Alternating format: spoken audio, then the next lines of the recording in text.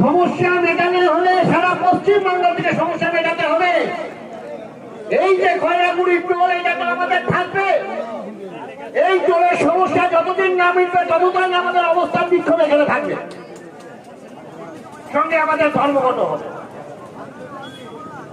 আগামী দিন প্রত্যেক কটা ট্রাক মালিক যারা আছেন আজকে সকলেই আমরা ঝাড়গ্রামের ডাক দিচ্ছি, ঝাড়গ্রাম যাবে এবং আমাদের লড়াই সারা পশ্চিমবাংলা জুড়ে জারি থাকবে।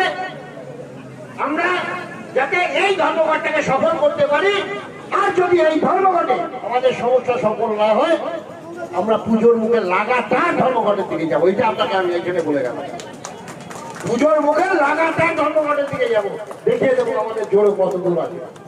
আমরা নিজেরা হাতি, আমাদের পিছনে দেহটা আমরা দেখতে পাই না, যেহেতু আমাদের কানটা বড়।